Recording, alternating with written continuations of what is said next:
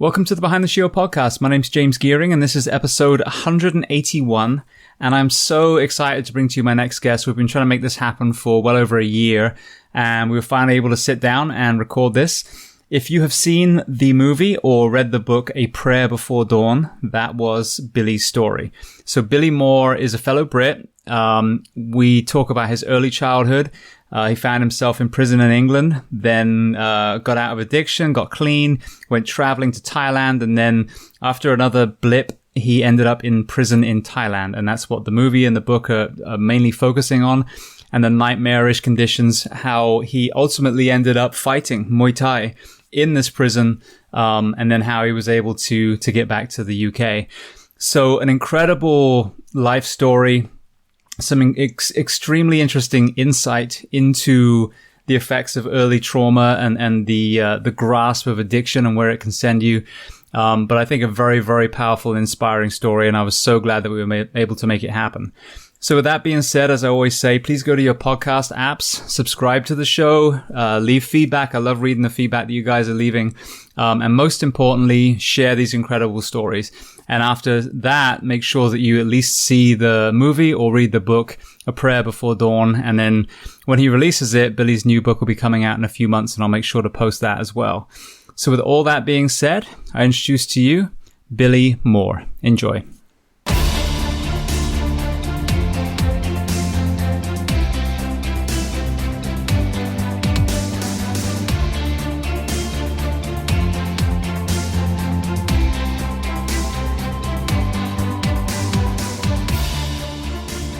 Billy, I just want to start by saying thank you so much for coming on the show. I know that we've been going back and forth for a while now, and having read the book and knowing your story, this is really, a story I think that people should hear.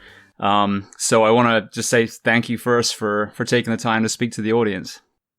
Well, thank you. It's really nice to get the chance to speak to your audience regarding my story. All right, brilliant. So I always start at the very, very beginning. So if you wouldn't mind, where were you born? I was born in Liverpool, UK, England. Brilliant. And then what was your family dynamic when you were young? What did your parents do, and how many brothers and sisters did you have?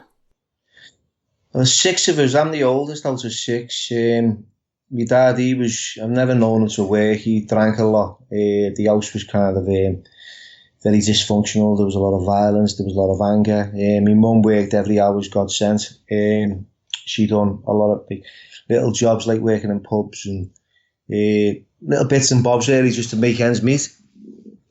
And growing up, it was like I don't think it was ever allowed to be a child really. I had to as a caretaker 5 other kids, which would be all my other siblings really.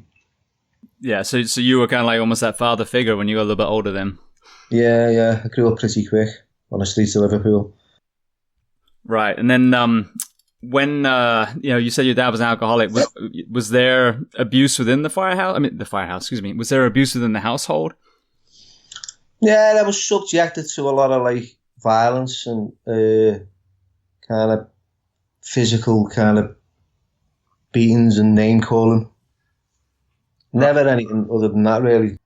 Yeah, because the reason I like to always ask people about their early life is, when we're going to talk about some things, obviously ending up in prison is kind of one of the cores of your story, but we as first responders, police and fire and EMS, we see these households with these young kids that are in these different states, and you go to some of these households, you're like, my God, how are these kids gonna come out of this and function normally in society? Because some of these places are just horrendous. The kids have nothing, there's no food in the fridge, and yet there's the parents are taking care of themselves, or they're drinking, or they're on drugs, and we see that, and it's interesting talking to people like you where we see how that plays out further in life.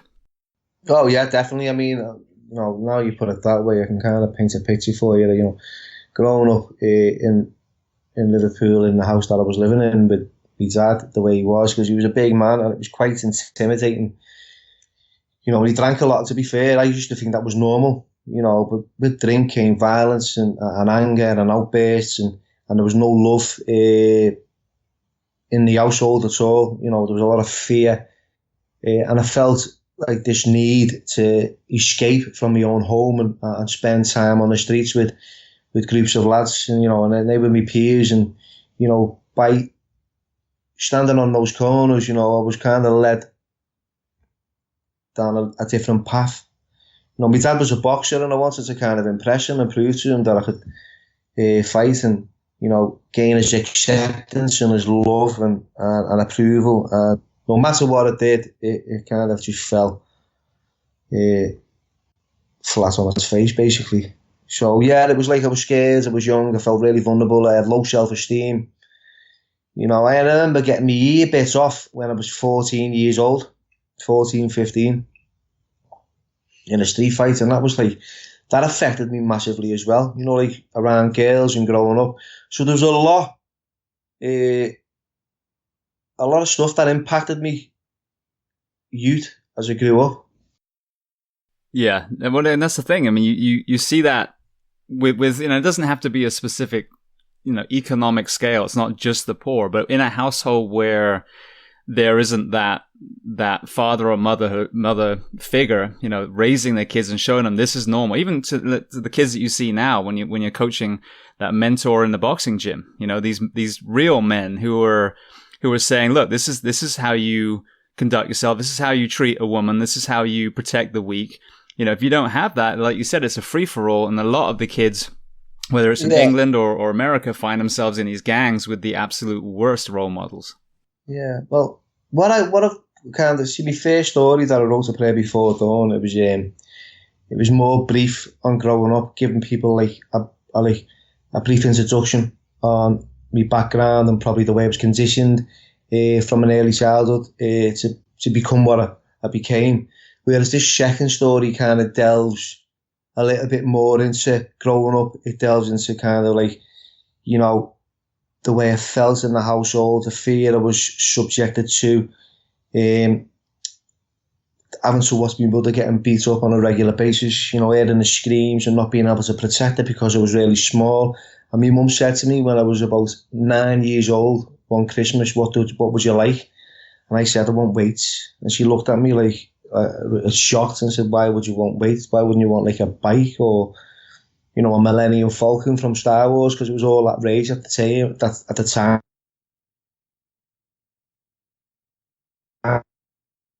Because I feel like I need to be big and strong and protected. And I remember saying that, and that was something that really resonated with me for years.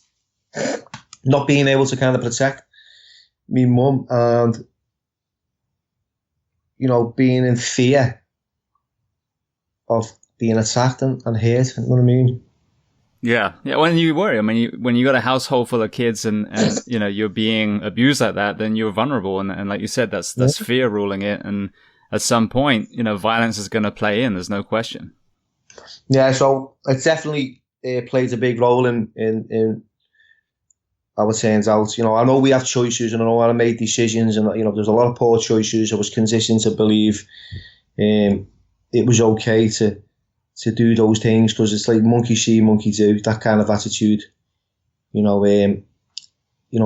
your role model. Your father's supposed to be a role model. And my mum, because there was so many of us, she had 6 of us in a short space of time, because she had 6 of us and 6 children within 8 years. So you can imagine her hands were full. And she never had the time to be there for each and every one of us in that way. So it was quite difficult. So there was that lack of love, although I knew I was. It wasn't kind of intimate. Yeah. Now, what age did you start boxing? I started to box at the age of 13. I joined a club in Speaking, Liverpool, called St Ambrose's ABC, which was then sponsored by a furniture company called Gemini. And I first decided to go. I joined a karate club, Shotogun. I did Shotogun. Yeah. Keon Kata, because it was all about Bruce Lee back in the day, and it was Enter the Dragon and all that stuff. And I don't know, I just kind of found myself doing that combat. I was never a team player, if that makes sense. You know what I mean? No one had ever passed me the ball in school. Yeah, that does make sense if you see me when I was young. So I felt independently better off doing my own thing, really. Yeah. Now, did you find any kind of mentors in the karate dojo or the boxing gym when you were younger? Not so much like karate, but in boxing, I had a good trainer. He took his time with me, and I learned to kind of box pretty quick. And within a few months of learning, I was in the ring, fighting and competing. Right. And what was your boxing career like? I mean, what were your accolades? I think he had about 16 fights, and I've lost about 4. I won my first 5 on the run, and then I lost my 6th in Ireland, and then it kind of affected me confidence. And I lost a couple on the run then because I felt like, whoa, you know what I mean? I was on top of the world at first, and then all of a sudden I'm getting beat. And that's what happened. And then after about 16 fights, during the summer holidays or the breaks from the boxing shows, I'd stand on the corners away from the home. One thing led to another, drinking, then it became drugs. And then it snowballed quickly into addiction. Right, and with the boxing, like you said, you got the weights and you wanted to protect your mom. Did you find you went from the vulnerable kid to almost the bully because you suddenly realized that you were powerful and you were able to inflict violence now? No, I think it become more of someone who wouldn't, who was sick and tired of being sick and tired and wouldn't tolerate. I was definitely kind of against people who bullied. I remember writing this in my first story. I was like a rebel without a cause. I was always like being the underdog's corner. After watching it and witnessing it and being subjected to it, it was something that I didn't like. Yeah, actually, I was talking to someone yesterday about that. The concept of violence. People think, well, the answer is to not be violent at all, and I think that the answer is actually to be capable of violence, so you can protect the weak, but not always resort to it if you can get around it. But if you're not a threat to the bully, then you're not going to be able to deter them from being a bully in the first place.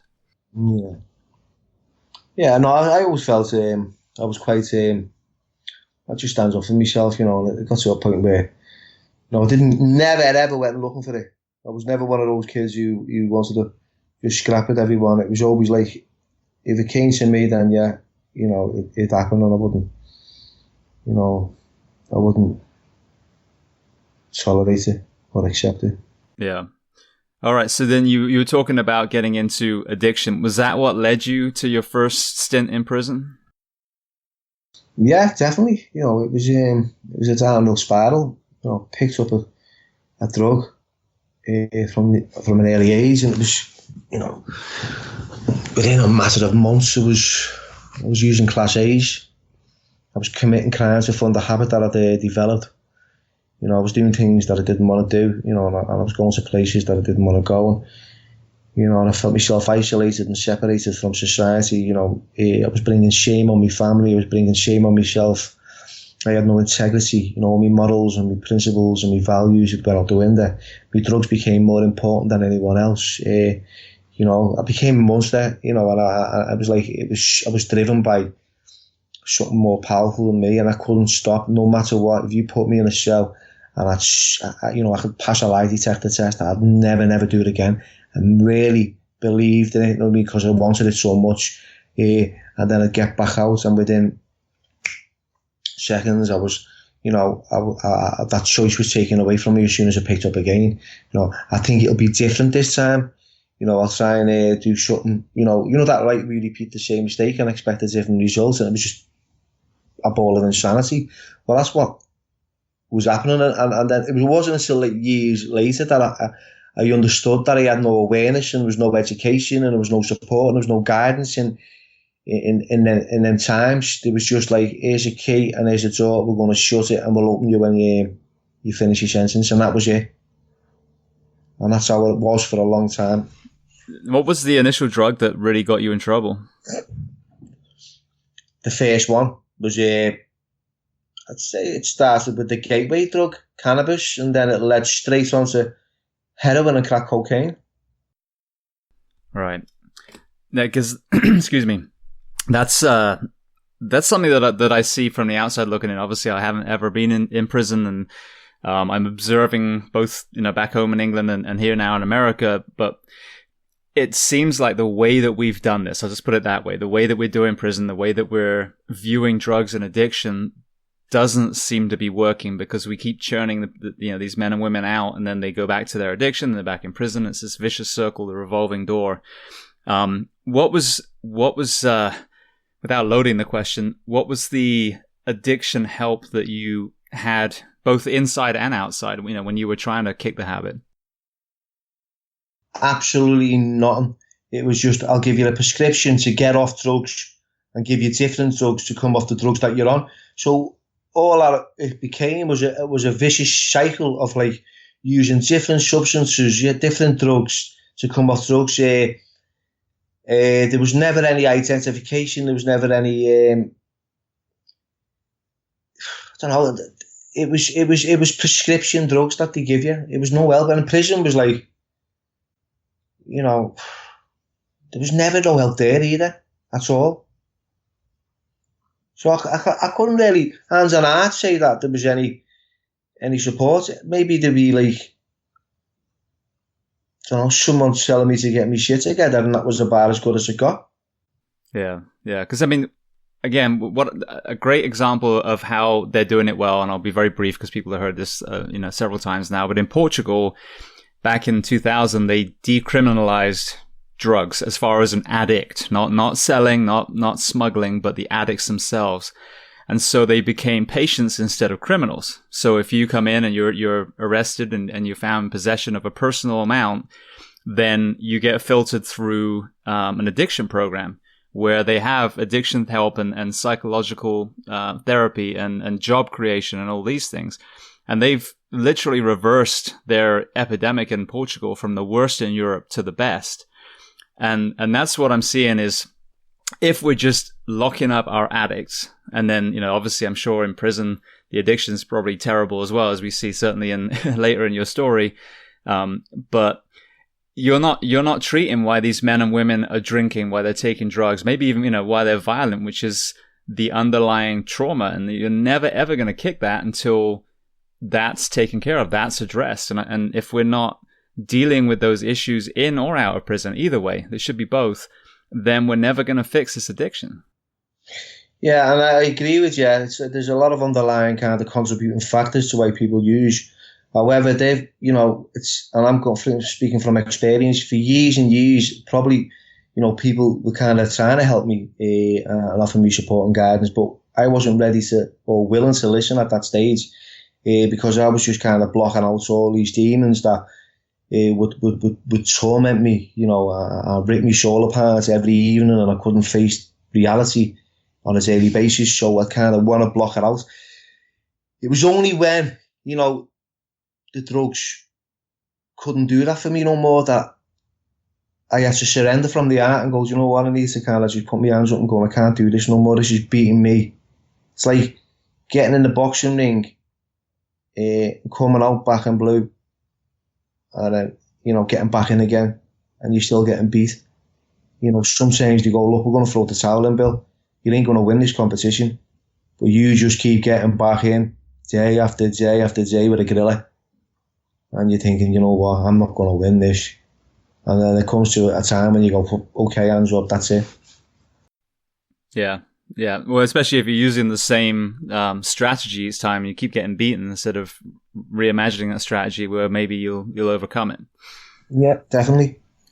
Right. Well, I'd love to kind of transition into Thailand. So what initially took you to Thailand back in, was it 2005? Is that right? 2005, correct. What happened? What initially took me there? Yeah.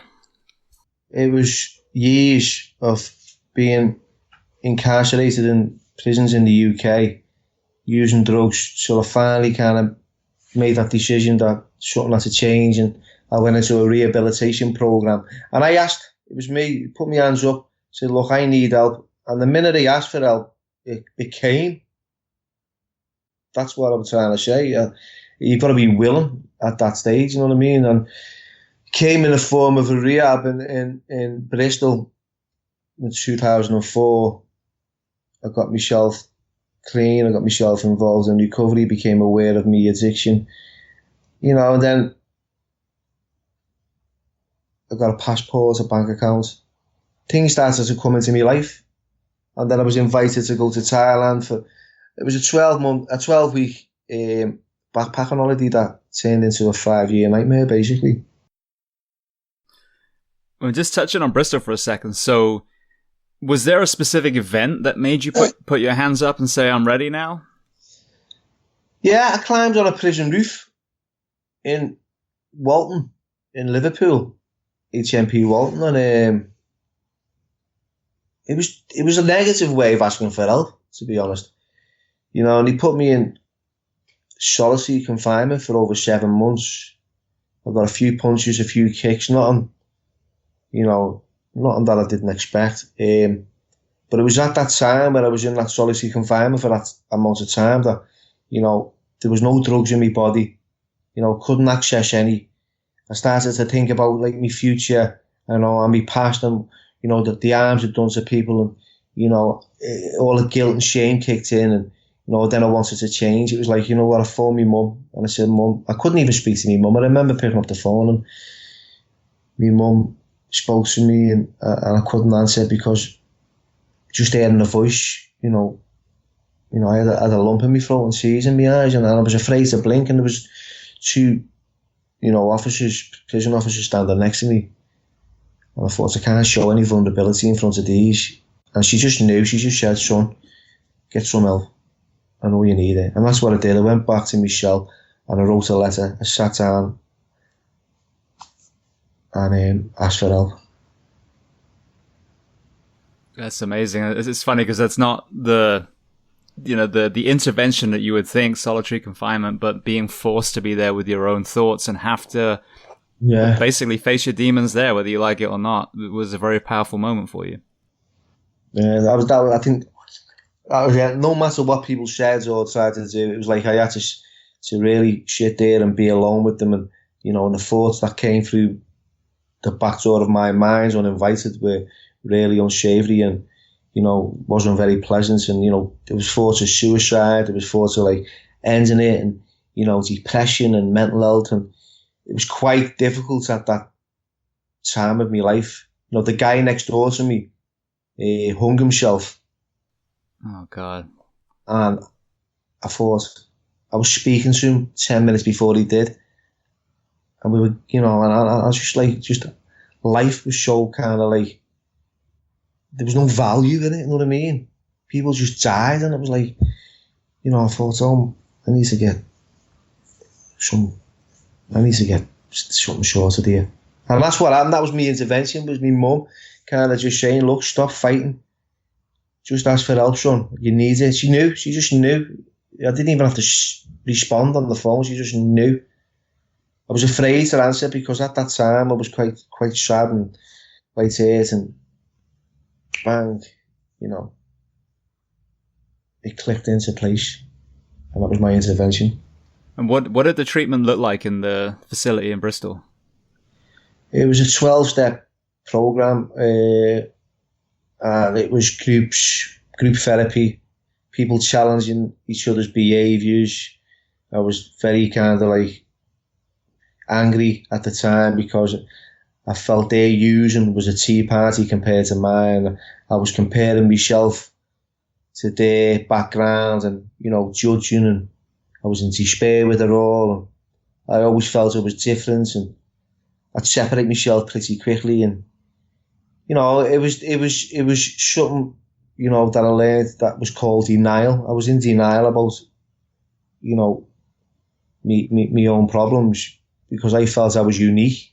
When actually, when we sat down and I discussed with other people, and then I was identifying with their similar kind of problems, I realised that I wasn't alone, and that I wasn't unique, and that I wasn't separate and different from the rest of society. That I was just a crazy mixed up kid, from a 2-bit town struggling with life on life terms. Yeah, that's something that we see a lot now in my, profession, the police and the fire and EMS, where a few years ago, if you said you were struggling, with the PTSD or, whatever was going on, your addiction, no one would reach out, and we're getting all these suicides and, all these horrible things happening because they would look at everyone else and think everyone else is doing fine. I'm the weak one, so I'm just going to stop being a burden and end it. And now finally people are realizing, no, that's bullshit. It's a facade. Everyone's hurting in some way, shape or form. Yeah. Can I just say something, right, James? Because I was quite angry. I had an interview with some national TV reporter, and she was saying, "Oh, how come you're in prison, and how can why did you do what you did? You've got an international best-selling book, and there's a movie about your life. Why are you here? What went wrong? I don't understand." And I'm like, do you know anything about addiction? Have you ever looked in the dictionary and looked at the definition of what addiction is? When you're driven by something, and it's easy for people to go, yeah, who haven't had that experience, and go, nah, he had a choice. Well, your choice is taken away when you've got something inside you that just won't stop. It's like the four horsemen are just taking you to the very depths of hell. And I'm trying to explain to this person who's quite close-minded, and it was quite it was angering me because I thought, do you think I woke up one morning and I want to have a career in committing crime and taking drugs and spending the rest of my life in prison? Do you think I've got this fantasy about a great life, and I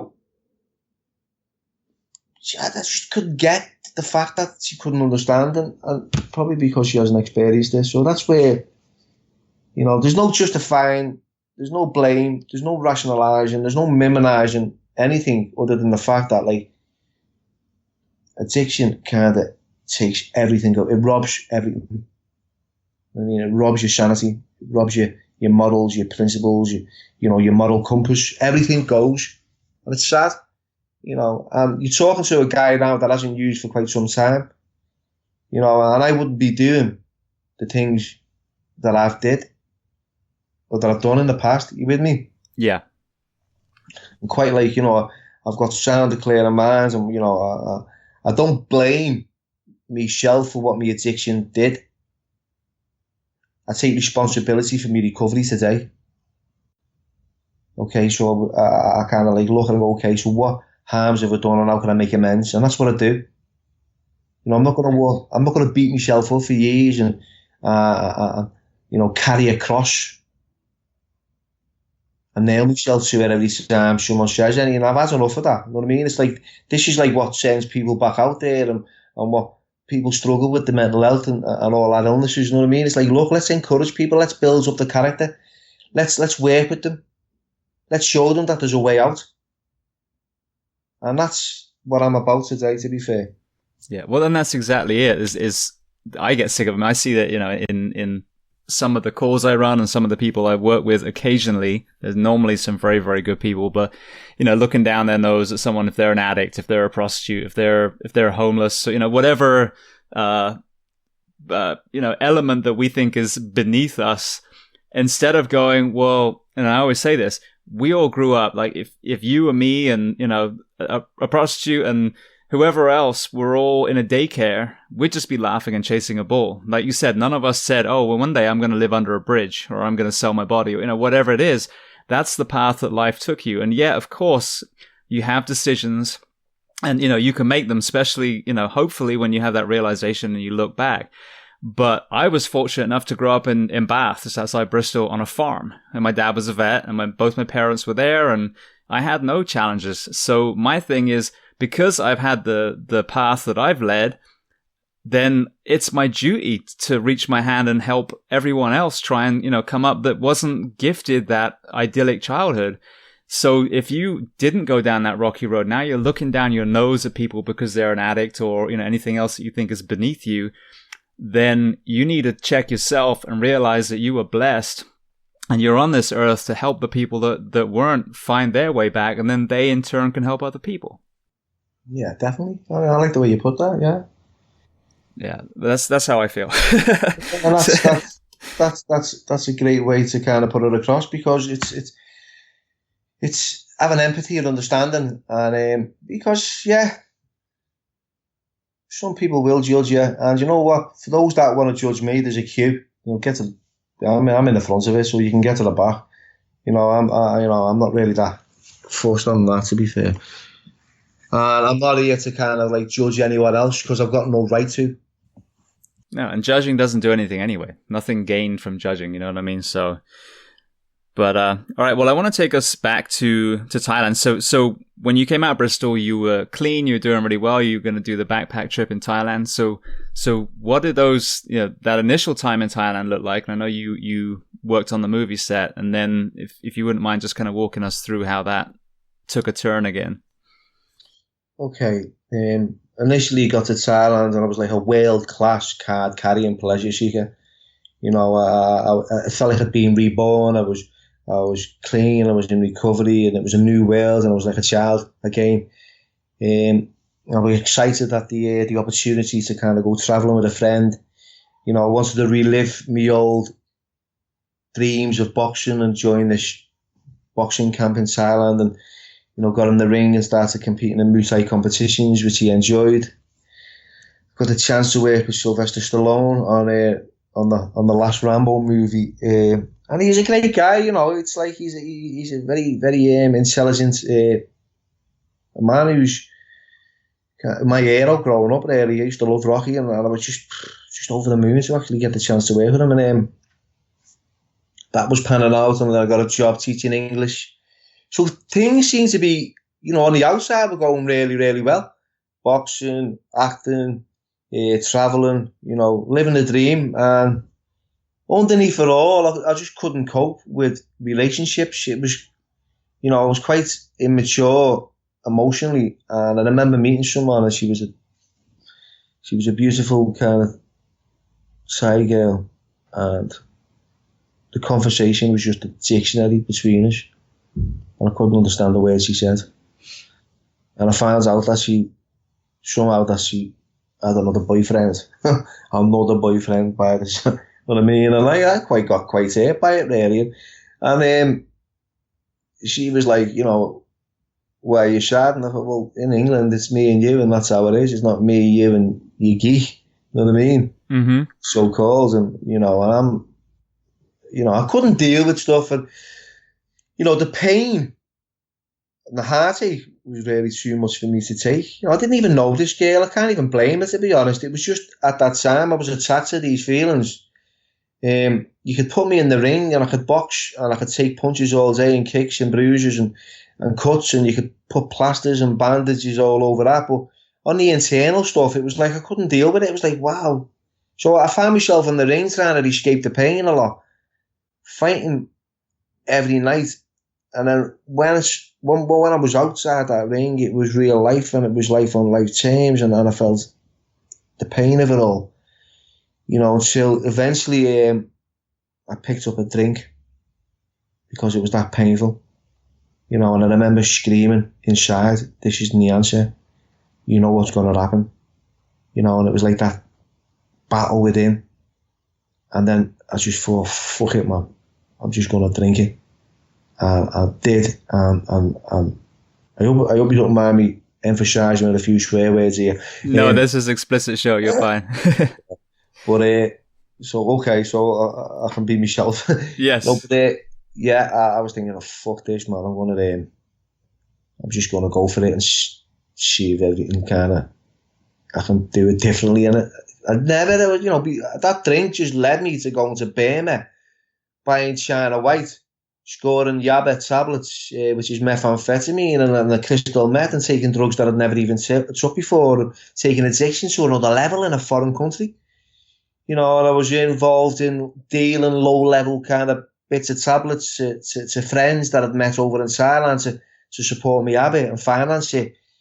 And there's an ultimate consequence when you do that type of stuff. You end up in them type of places. And I got arrested. And then that was taking my life to another kind of a level on its own. thought prison in the UK's were terrible, but then, you know, I got incarcerated in Thailand. Yeah. Now the irony was you weren't caught for the dealing, were you? It was actually something else. It was just a mobile phone I was arrested for.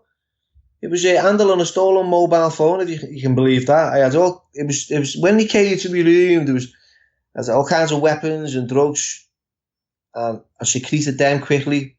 No drugs were found. All the weapons were confiscated, and I wasn't even charged with any. And one of them was a gun as well.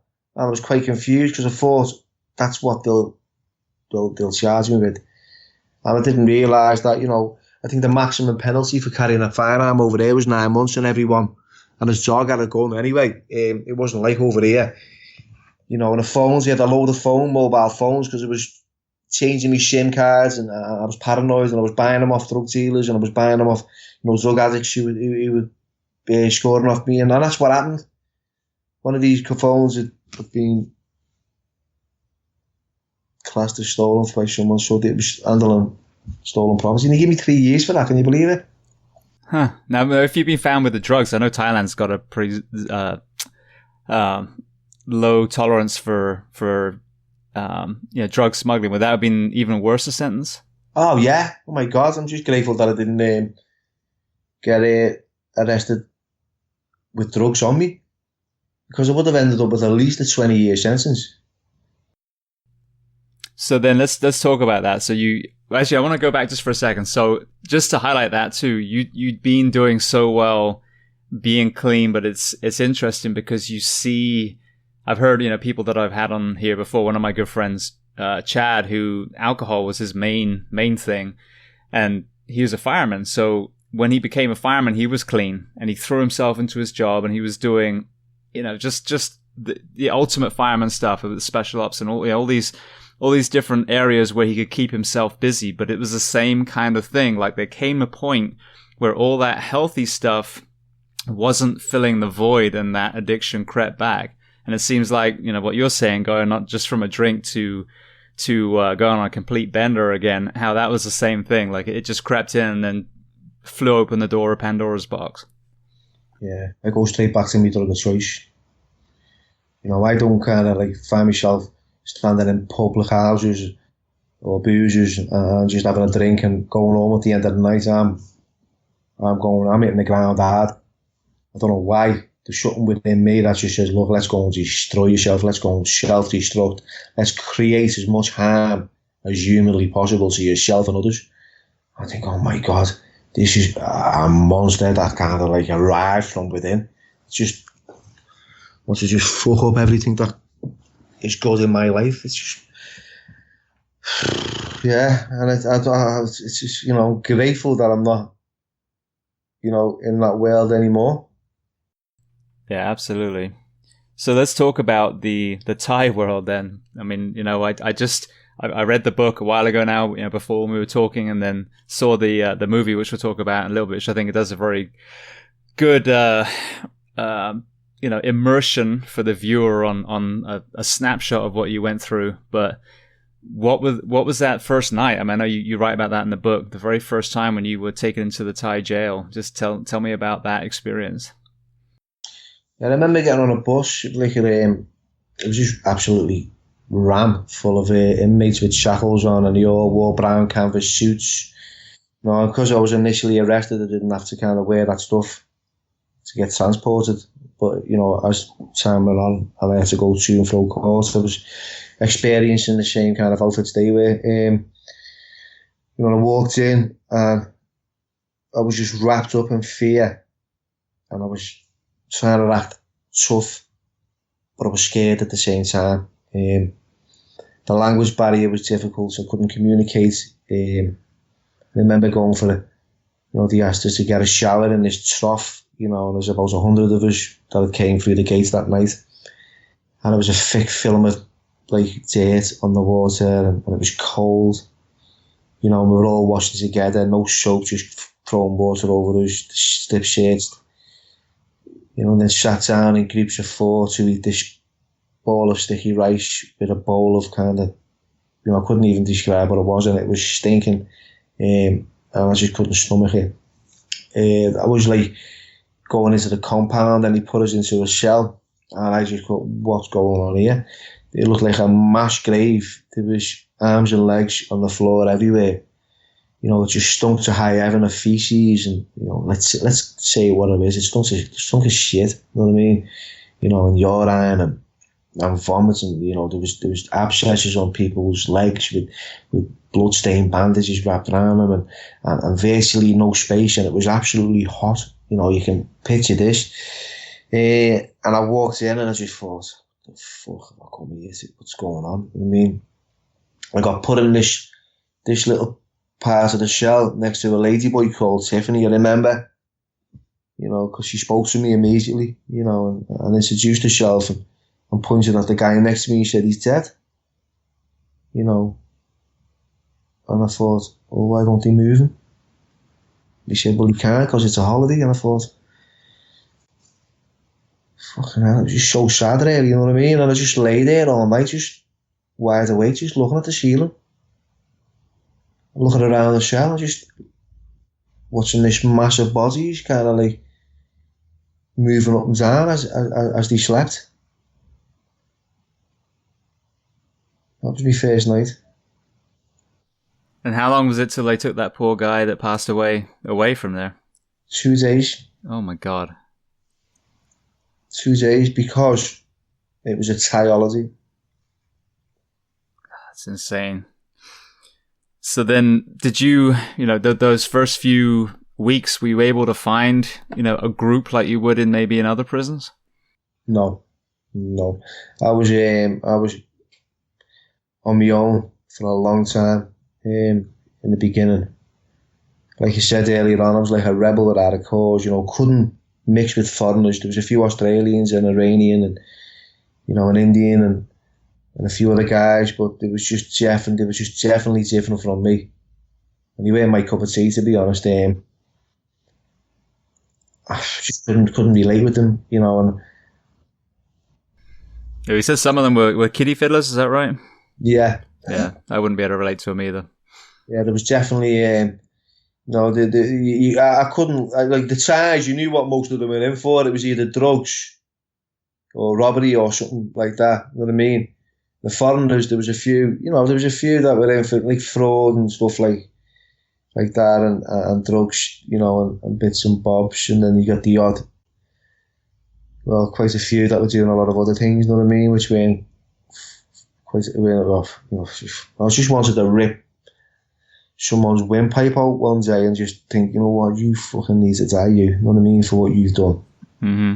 Yeah. And I don't know why, it's just, if it was over here in the UK, they'd lock you up and separate you from everyone else, but over there, it was just, no one give a shit. Absolutely give 2 fucks what they did, and that was wrong. Yeah, it's strange how it's, you know, how there's that different in culture, because I know, you know, being British myself, you know, we hear about a lot of these Brits that would go over there for that reason, you know, to go to Thailand just so they can do that with kids that they know they would get, you know, hung up to do if they tried it in England.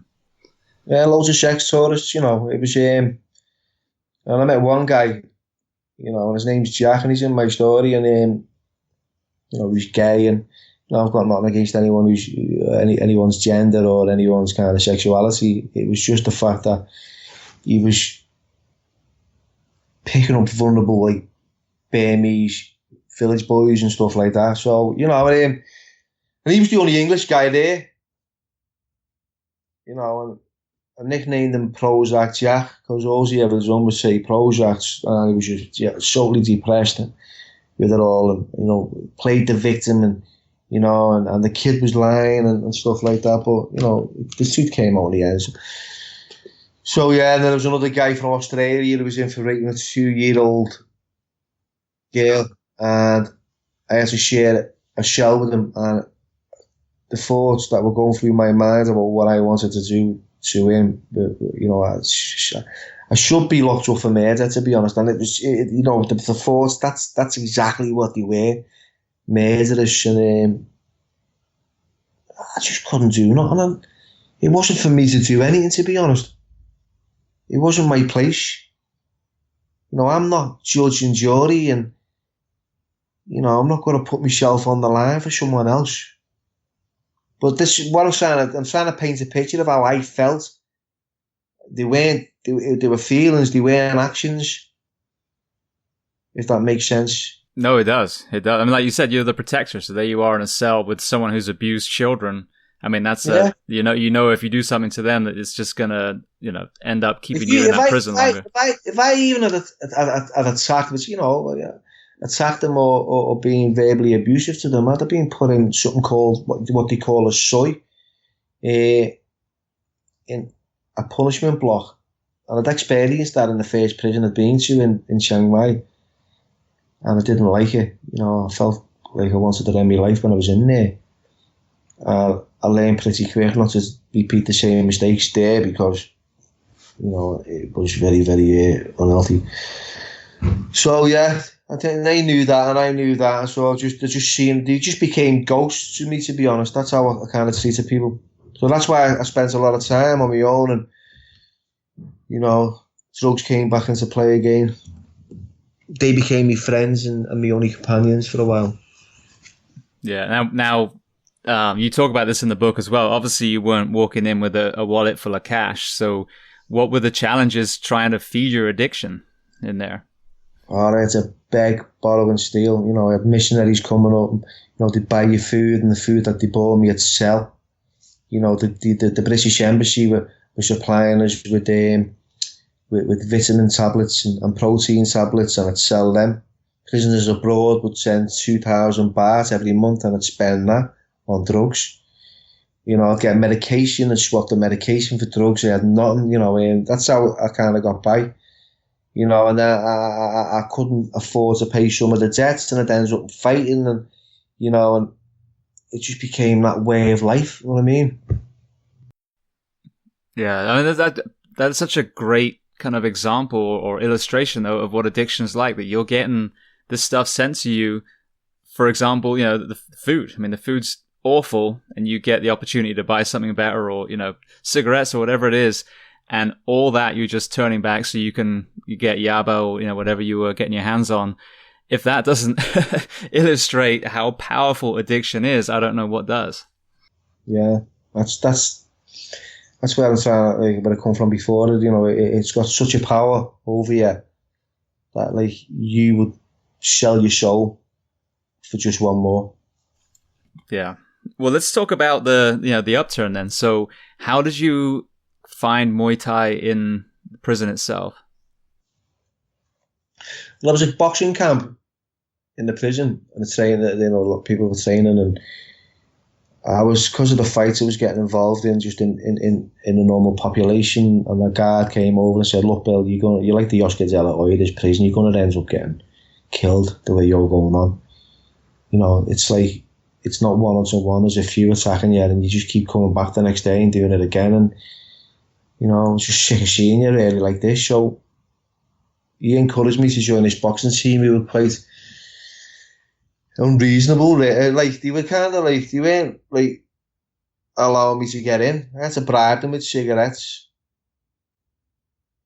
In the end, they gave me the chance to come and train with them, and they just let me be, and they seen that I had a few skills and that they could kind of exploit that opportunity to bet against other Thai boxers with me involved and make a little bit of money. And that's how it began really, and then I became friends, and that journey of unity and collectively as a group, the boxing team and myself as one. Yeah, it's interesting again how when you were young, boxing was your outlet, and now here you are a lot older, but back in that place where you can focus your energy and your aggression, and then build that tribe around you, that camaraderie of the other fighters. Yeah. From the outside looking in, seems like it was a good healing outlet for you that offset some of the need to fill the void with the drugs. Yeah, definitely. So then what about the fights? I mean, how successful were you against the Muay Thai fighters? Pretty damn good, I think. Yeah. I'm not stroking my own ego, trying to elevate myself with that one. I remember getting in the ring and, I could take physical pain all day, and I knew they couldn't box like I boxed. They were great at kicking and that, and I learned how to defend myself pretty quick. So I was up against it, they put me in with a few tough customers, but I stood my ground and, I won a few and I lost a few. I never won them all. And I don't claim to be someone who's, a champion Muay Thai boxer at any sense, but I've got heart. I knew I had that, and I wouldn't give up. And I was quite, I thought, this is it. Come on, this is my turf here. Let's get in the ring. I'll show you a few moves. Yeah, because the Muay Thai, I mean, I love Muay Thai. I've trained myself for several years, and not as a fighter, though. Let me be very clear. I'm the punch bag that the fighters beat up when they're training for a fight. But I can see how if you come from Thailand, how if you're a British boxer coming in, that your hand skills would be hard for a traditional Muay Thai fighter to deal with. Yeah, that's what they were up against. They were up against fast left jabs, slipping, sliding, ducking and diving, bobbing and weaving, and right crosses. I was up against elbows, knees, and bear hugs. Yeah, normally when you're clinching in a boxing match, you're separated by the referee. Not so much in Muay Thai. No, they were throwing knees in, so I learned to kind of keep a distance. But the pretty heavy duty kicks to the back of the legs and the neck and elbows to the top of my eyes and the bridge of my nose. So it took a few clouds like. Right. So then you in the book you talk about the accident that you had before you went to prison and then how that manifested itself once you were in there. And I think that's a kind of interesting story to touch on as well. So the surgery that you had to have done. Yeah, I'd come off a motorbike when I was in Laos. It was just, I went from driving on one side of the road to going into another country and not realising that they drove on the other side. I was hit by two taxis, like truck taxis, that smashed the bike in half. Basically, that went on the air and the brake lever went through my stomach and the chassis landed on my chest, crushing my ribs, puncturing my lung, caused me a lot of internal kind of problems within my stomach area. I got stitched up in a hospital in Laos and then sent back to Chiang Mai, Thailand. I spent 3 months in hospital before I went into prison. I was in hospital. So I had surgery twice while I was in a prison in Thailand. And that was affecting me getting in the ring again. And I refused to kind of not give up. And they were asking me, look, it's not going to really be good for you to do this anymore. And I thought, nah, if I'm going to die fighting in that sense. I'm not going to lie down and just take it. I know when you were in one of the hospitals, you actually made it out the hospital and you had the opportunity to escape. I'm really intrigued about this. What made you turn around and go back? I remember. I remember getting, I think it was 1,000 baht off Catherine, the missionary, and he had these chains on me, the elephant chains, and they put these bandages around him, because they were rattling a lot, and he didn't want to upset the rest of the patients. And then the sarong around me, so it was covering, it was hiding it. And this guard, he lazy, fucker, honest to God, he just didn't hang around all day long and just keep his eye on me. He used to say, I'll be back at his break or whatever, and put a gun to his head and said, if you run, I'll shoot you or whatever. So and I remember with this 1,000 baht, and I wanted a cigarette and I had no money I had no cigarettes and I had this money. And I found the exit, went down the exit. It's the first time. And opened the bottom door, and outside was all people on grass, having a picnic, eating food, and visitors to the families there, you know what I mean, in the hospital grounds. Got myself a cigarette, and I walked over to the to the 7-Eleven and bought a bottle of brandy and 20 cigarettes, Klong cigarettes, and I went next door and bought 500 tramadol tablets. And I came back, I was scared, like, I was actually kind of fearful, and I was like, whoa, I'm outside, and, I'm actually in the street, and then I made it back to the hospital, back up the fire exit stairs, and back into bed. And my confidence grew over the days, because I used to go down the back of the stairs every single night for a cigarette at the time. And then one night when the tablets ran out, I made this crazy kind of decision to make a run for it. And I left my bed at about 1 a.m. And by 3 a.m. I was walking around these streets thinking to myself, where the fuck are you going to go here? You've got shackles on your ankles. You can't steal a motorbike. You can't steal a car.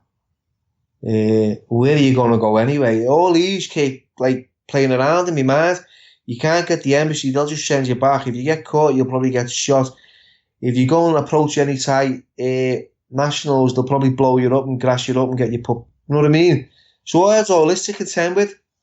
And then eventually just found myself walking back, just deflated, thinking, it's only 3 years.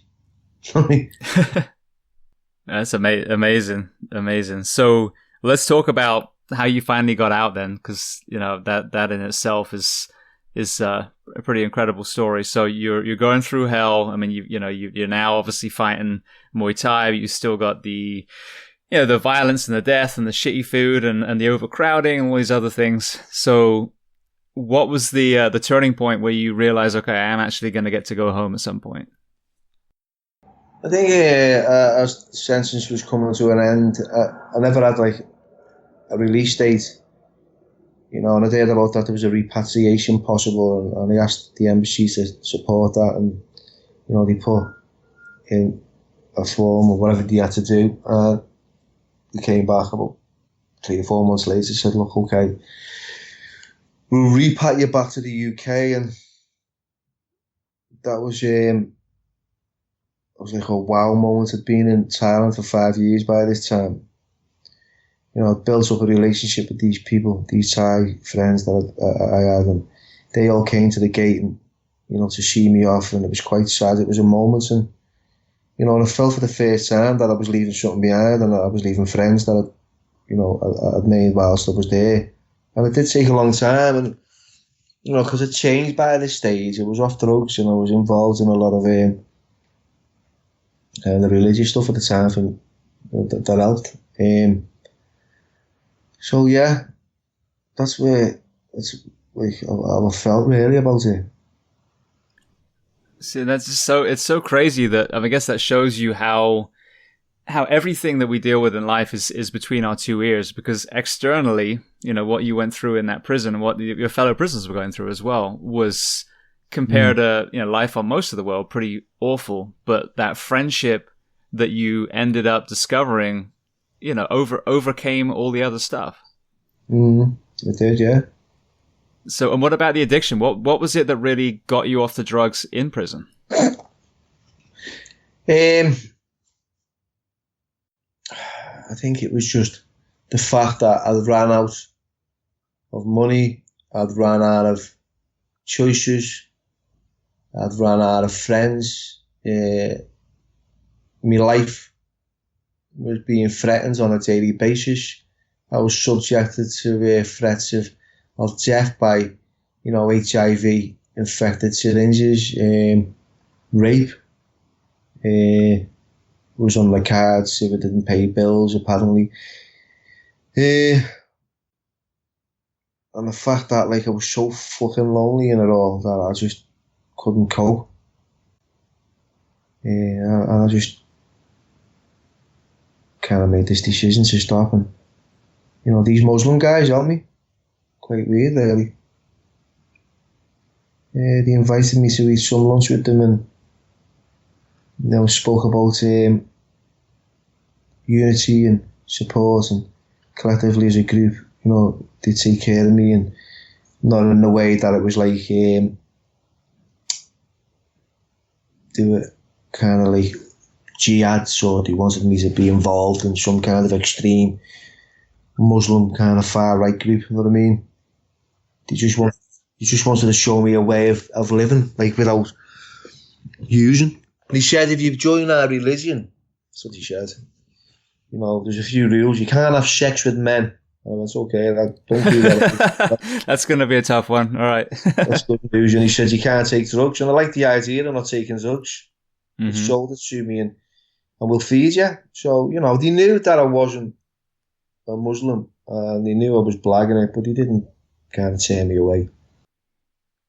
Well, that's so good to hear, because I'm sure you have the same in England, but, you know, we hear so much negativity about Islam, and that's just those, you know, that minute percentage of shitbags that are doing horrible things in the name of Islam.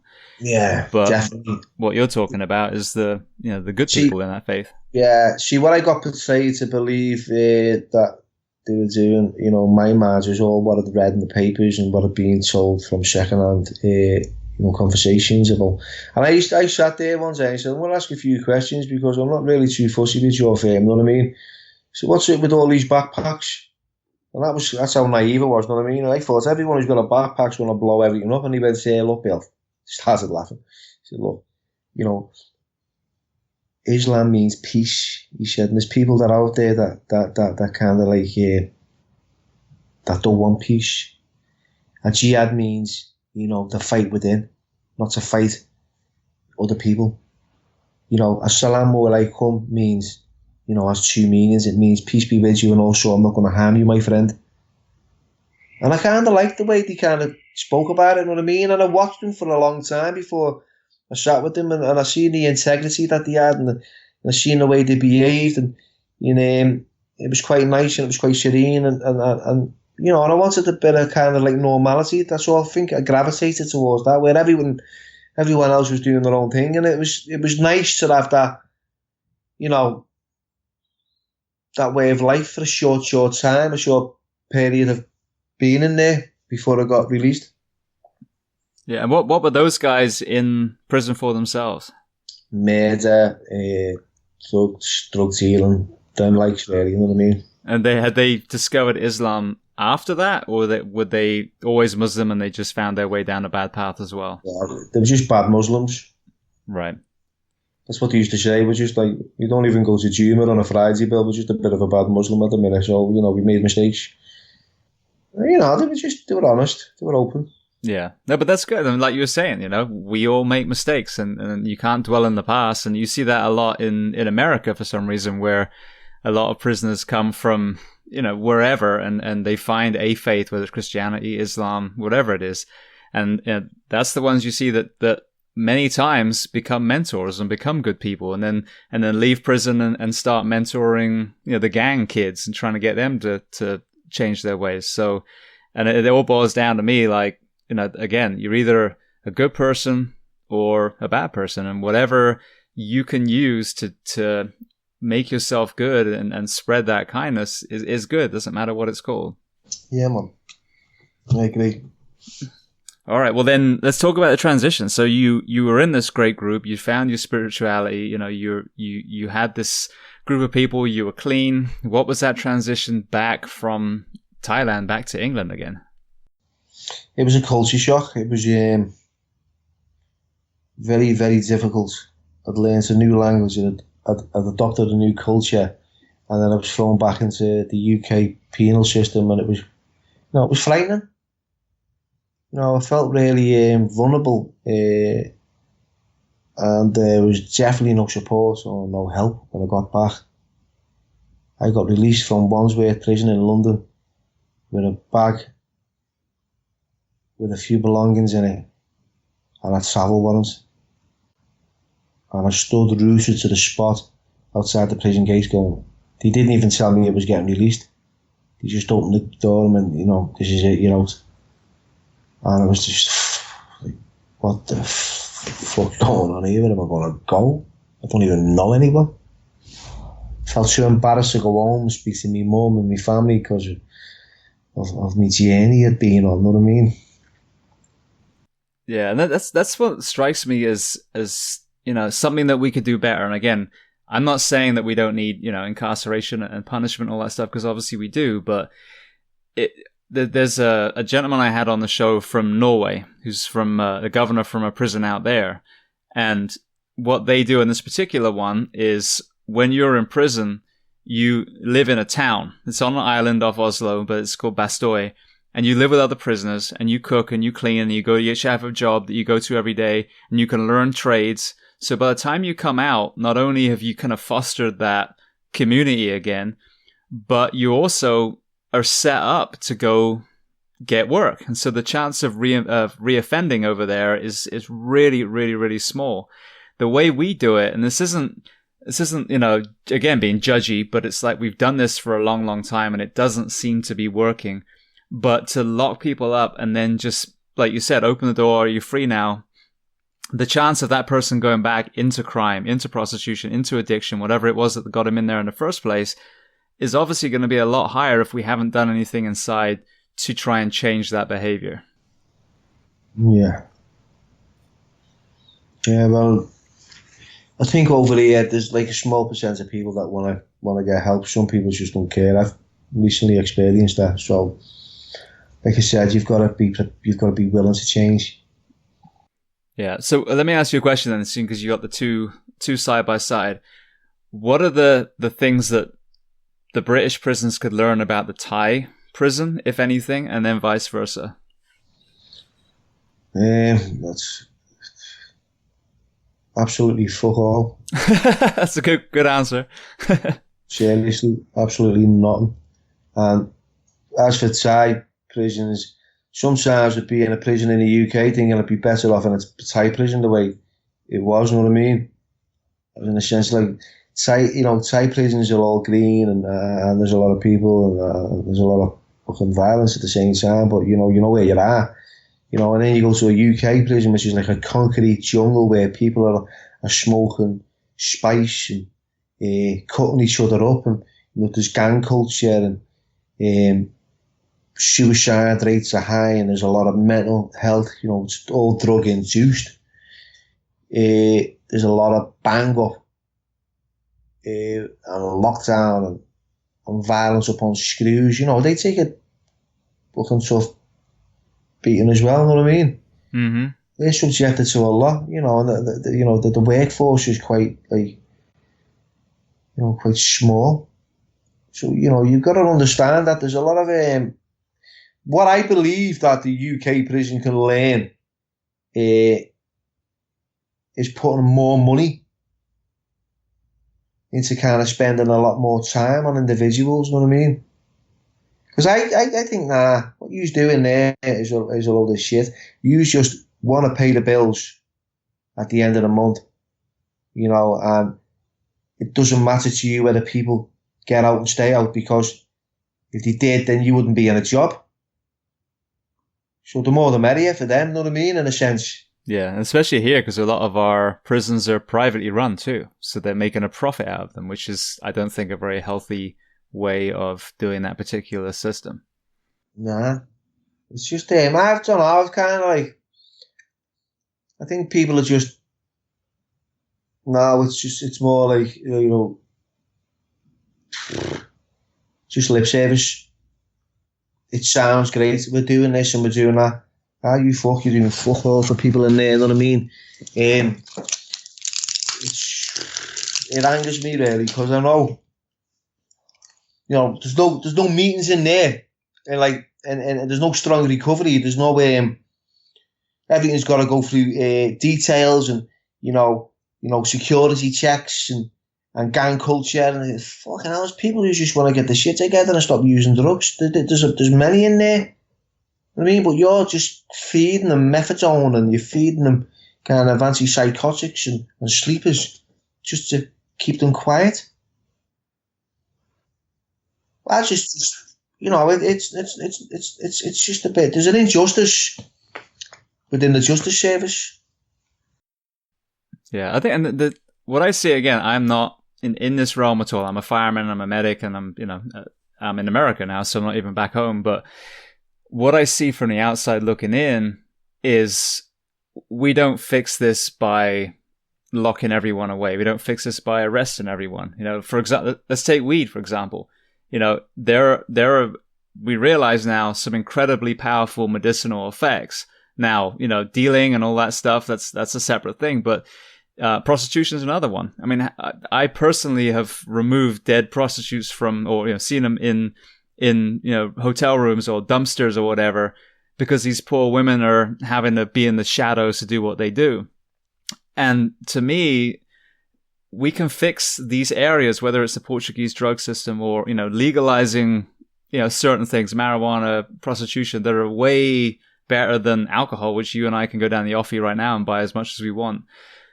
And then you fix it from there, and you fix families so they don't create addicts and, you know, thugs and all these other things. But just locking people that have screwed up away does not seem to work in America, in England, and all the other places around the world that use that system. It just doesn't work. It just, look, some people need locking away. That's the be all and end all of it, because they're quite dangerous, you know, in society. You know, and there's some people that are locked up because, like, they can't cope with life, and there's some people locked up because they're in addiction. And, you know, there's a diverse bunch of people within the establishments in and around the world. There's a lot of innocent people as well.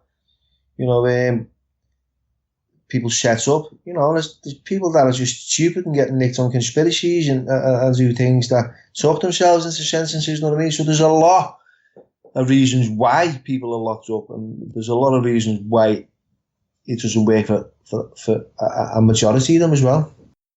So yeah, just to underline something, in that Norwegian prison model, they have people that they lock away. Like you said, the real, you know, sociopaths, they are locked away in a prison, just like, you know, the ones that are around the world.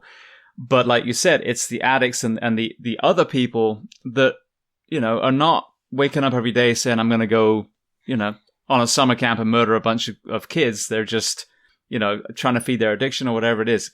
That's completely wrong as well. But there are other ways of changing that. And I think that what we also miss is, in my profession, we lose police officers every single day. I know London's had a bunch of them just stabbed recently. You know, prison guards, like you said, not only getting killed, but the suicide rates amongst them.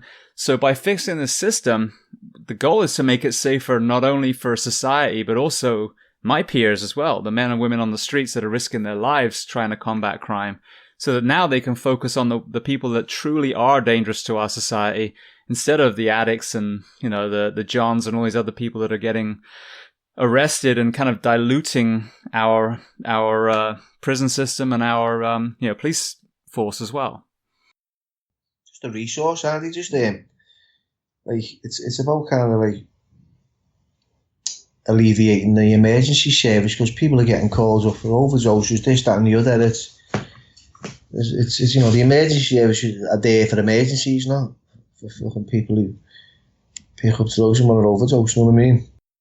Yeah, and again, it boils down to, like we were saying before, the goal is for those toddlers to grow up and be happy. You know what I mean? And letting them grow up and be all disturbed and then trying to fix a problem is not the most effective way of doing it. But if we can address the addiction in the entire country at the ground level, that and then is going to affect the crime rate. Because as you were saying, the reason why a lot of people are doing these things, even the gangs, it all boils down to money ultimately, you know, slinging dope and whatever else they're doing. The reality is, James, you're never gonna be in a position to kind of like help everyone in addiction, even if you had the chance, because like I said, it's people can be tough customers, you know what I mean? Yeah, no, I do, but I think that we can definitely improve the way we do it and reduce the amount of people. You're always going to have, you know, that group, but you know, if addicts, like you said, if addicts have a route to find help that's extremely easy versus a direct route to prison because they got caught with whatever on their possession, then I think that would be a great first step. There's the opportunity for people to reduce, you know, addiction in the community. There's an opportunity for that. It's just having enough resources to show people that it does work and that there is a way out. And that's what I feel, you know, that's important, that I've got an opportunity, and I believe I'm here for a reason to share my experience with others and go, look, you know what, I've been through some fucking shit in my life. I mean, I've had cancer, meningitis, years in addiction, years in foreign prisons, years in prisons in the UK. And you know what? I'm standing tall today, and I don't use drugs. I don't want to use drugs. I don't have a desire to use any. I don't want to harm anyone. I just want to be of service to society. And I believe every addict feels the same. Yeah, no, exactly. Well, let's talk about giving back. So one of the things you did was write the book and you know, tell your story. So where were you when you wrote the book, and then how did that become the film that we saw recently?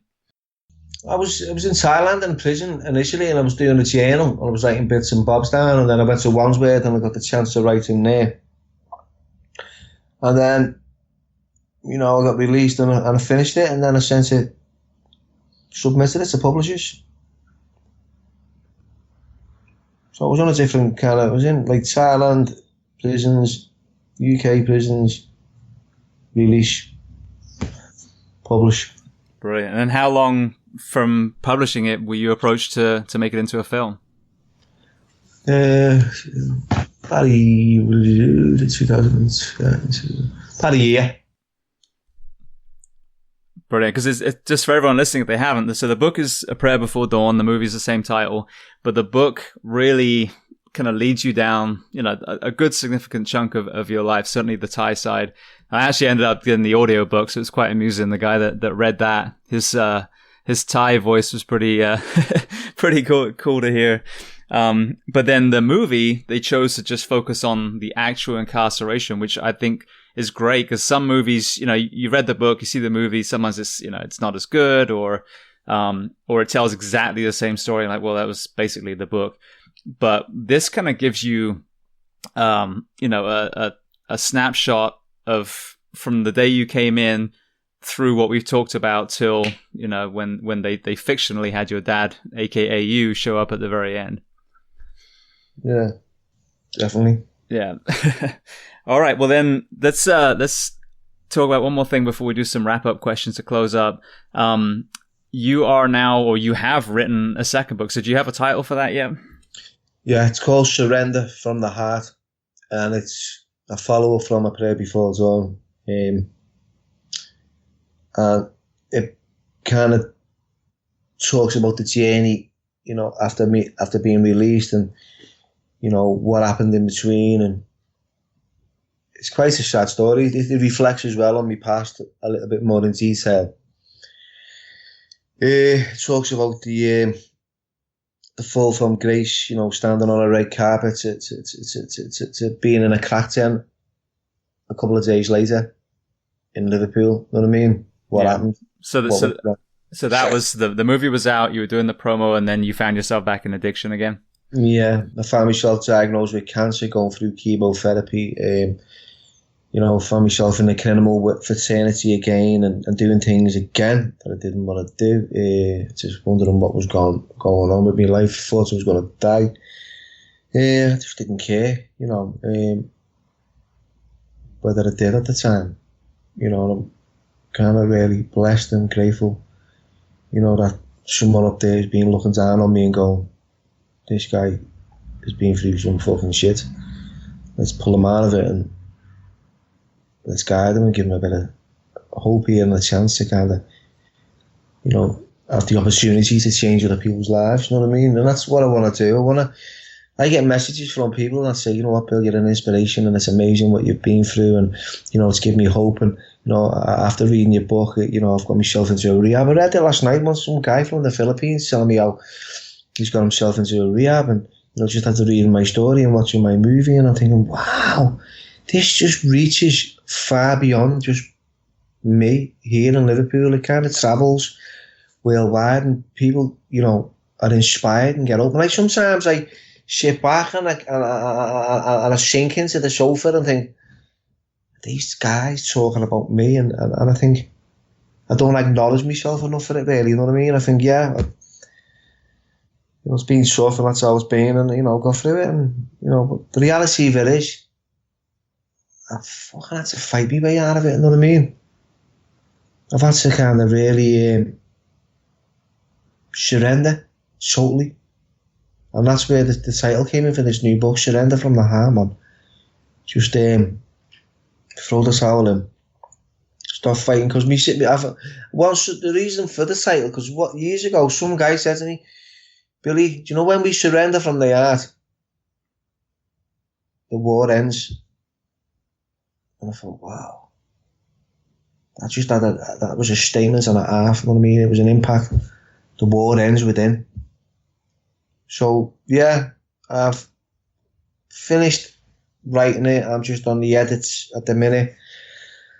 I'm looking to submit it for publication, and I'm quite happy with the outcome of this story, to be fair. Did you find it cathartic? Did you find it almost healing when you wrote your story down, actually got it kind of out of your brain and onto paper? Yeah, every time I write and put my thoughts and feelings down on paper, you know, I'm honest, I'm open about how I feel, and it's quite authentic, and I believe that's what sells the story. You know, I'm not someone who's kind of inventing a kind of character that's some tough customer and he's an hard case and he's bends and sells doors, and you know he can take life and whatever it throws at him on the chin, and it's not like that. It's definitely not like that. You know what I mean? It's like, whoa, I mean, a few feelings here. I feel a bit vulnerable. I feel scared. I feel insecure. I'm quite sensitive when people say that. I get paranoid. I suffer with mental health. You know, I've had you know, lows and highs, and I've suffered with depression. You know, but you know what? I'm going to struggle with a smile at the end of the day, and that's how I get through it. Yeah, and one thing I've found from a lot of people that I've had on here that have been through some horrible stuff themselves, you know, a lot of them have actually been right there, ready to take their own life. And one of the biggest things, the biggest common denominators I see with a lot of them who are doing really well now is just like you were saying, realizing that they can start helping other people, whether they came out of PTSD and now they're helping other veterans or soldiers, or, you know, firefighters, whatever it is, or addicts that come through and now they're helping with rehab programs. That giving back seems to be such a healing thing for that individual as well. Yeah, I didn't even know what these names meant, like PTSD. I thought that was something you bought in Subway. You know, there was all these like names, ADHD and PTSD and COPD, and all this is attached to kind of like, you know, your mental health. You know what I mean? Yeah, and I've realised that like just giving a bit back and giving someone a bit of hope and trying to inspire and ignite that hope within them, it's fucking rewarding, man. Wow, you know, when someone goes, thanks, Bill. That means it from the very depths of the soul. And you think, wow. Wow, that's just like, I sometimes think that, you know, that's worth more than gold. To see someone else come alive and change, and because that one person as an individual can have an impact on a number of lives in society, in the community, you know, worldwide. It's like there's a ripple effect. My family, you know, they've all recovered because I've recovered. When I'm not in recovery and when I'm unwell, everyone else is paying a price. And it's you know, I spend time with my brother, and you know, I spend time with my mum, and I spend time with close friends. You know, and that's something that, you know, we're only here for a few short decades, and then we're gone. So, you know, let's utilise our time and for the greater good, be of service to, you know, others. Yeah, I couldn't agree more. I really couldn't. I think that's the thing that I love about the people that I work with is fundamentally that's what they're trying to do too, whether they're, you know, firefighters or police officers or, you know, ER physicians. You know, people are trying to just make the world better. And like you said, if you've been through hell and you've come out the other side, now it's time to tell your story and be that arm that reaches out to the other people that are struggling to help them through. Yeah, definitely. All right. Well, I want to transition to some closing questions. The first one I always ask, we talked about your books. Is there a book that you love to recommend to other people? Can be about what we talked about today or something completely different. Is there a book? I've read one called Who Will... what's it called? Was it Gregory? Sandra Gregory? It's Sandra Gregory. I kind of liked it. It was the female version of being inside a prison in Bangkok. I think it was Forget You Had a Daughter. That's right. Forget You Had a Daughter by Sandra Gregory. I kind of enjoyed reading that. That was the last book I read. Brilliant. And it was like a female kind of version of my story. Excellent. What about a movie and or a documentary that you love? A movie that I love, and I've always kind of felt this was one of my favourites, was a True Romance. Great film. Gary Oldman as the white Rastafarian. Yeah, Driscoll. Oh, that was brilliant, that one. Yeah, it was. And then what about a documentary? You seen any of those that you love? Documentaries, which...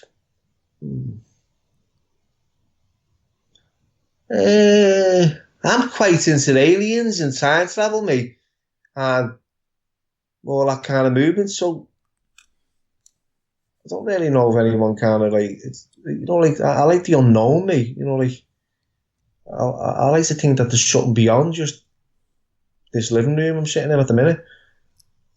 So as for documentaries, I think Professor Green is pretty good at what he does. Professor Green, perfect. Mm-hmm. All right, then is there a person that you would recommend to come on this podcast to talk to the first responders and military of the world as a guest? Yeah, me mum. No, let me think. Would you like me to name the people, or? Yeah, I mean, if you've got someone on top of your head, I mean, even your mum, you say no, but I mean, the mother of someone who's gone through that trauma would probably be an interesting perspective in itself.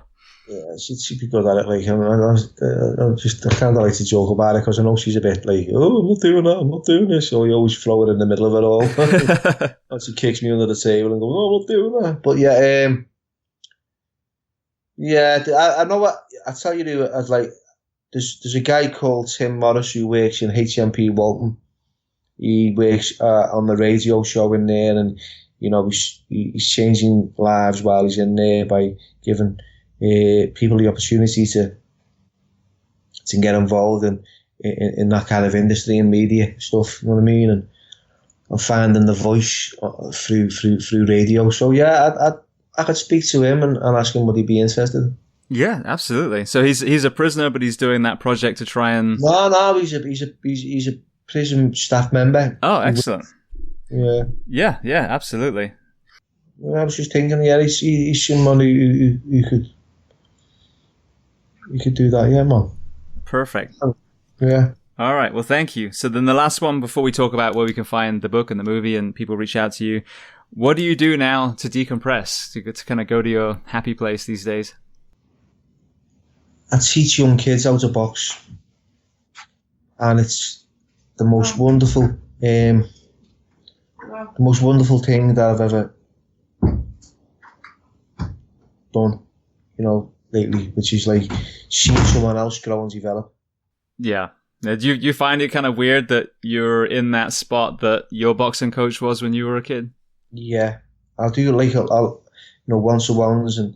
To give myself time to not only young lads, but there's females and males that are interested in getting taught how to box and how to learn a little bit of Muay Thai and a few skills that I've learned over the years, and I offer my experience and teach them the best I can really, and give them the time that I was given as a child. You know what I mean? And I think it's like sort of giving something back to society as a whole as well. You know what I mean? Yeah, it's a one mind. I like to kind of like write and relax and watch a few programs on the telly and, spend a bit of time with my family, which is a lot at the minute. Yeah. Brilliant. Yeah, I had a guy called Pat Russo, who's a retired New York police officer, who started a kids boxing program, and trying to get kids that are at risk off the streets and focused in boxing. And they even offer them prizes if they get certain grades at school, and it's incredible. They've done so well, and in that area where this gym is, that again, the crime came down, the relationship with the police officers improved. So all it takes is members of the community to go outside their door and think of a way they can actually help their neighbors around them and start fixing the country themselves.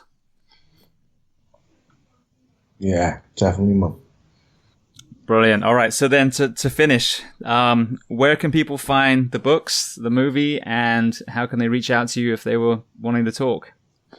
Well, you can get me on Twitter or Facebook or Instagram. There's the usual social media sites. My email's also, displays on my Twitter account.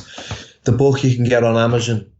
You can get the movie on Sky On Demand, iTunes, Google. You can contact Maverick House Publishers, who supply the book as well. That's available on there, and it should be on Netflix pretty soon. I'm supposed to be distributed, and he said, Netflix will be so it'll have a broader audience in the UK. Yeah, well, it is right now. In America, it's on Netflix at the moment. That's where I watched it. Yeah, well, it's not on over here yet, so you got all the minge bags downloading it. And then asking me how much you're making, and I'm thinking, well, I'm not making nothing if you're downloading it for free. Well, I'm guilty of doing that myself, so you might have kind of, you know what I mean? I'm not self-righteous in that area. I'm quite... It doesn't really matter as long as, if you like it and you enjoy it and it is what it is, then yeah, fine, fair enough. It is what it is. Yeah, well, like we were talking before, though, hopefully, the new project, the Surrender from the Heart, you're going to have your hands on the reins a little bit more, and I hope that will be the next platform for you. And like you said, now you're in this space where you're wanting to help, and I think that's gonna pay dividends in a currency greater than money. Yeah. Money's just material. Like I said before, we're only here for a few short decades. Let's make it worthwhile. Let's take care of your mum and take care of your family and be a good husband or a good boyfriend, or be kind to someone. Just be nice. It ain't gonna be like that all the time, because you're gonna have your own moments. But it's just about believing that there's good around you. Absolutely. Yeah. And you know what, James? I really appreciate your time, and and I apologise for the delay in this interview, because I've been wanting to do it for quite some time, and things have come up, and I haven't had the opportunity to do it. But you know what? I'm really grateful for your time. And it's not just about me and you interviewing me. It's a pleasure to be interviewed by you, and I've quite enjoyed that. And I wish you well in all that you do, to be honest. Well, thank you so much. And I'm glad that we did delay, because I think finding you where you are now is a great place, and now you can reflect on where you were before. So I think this was the perfect time to do it. So I just thank you so much for taking the time to talk, and I hope we talk again soon one day. Oh, definitely. Thanks.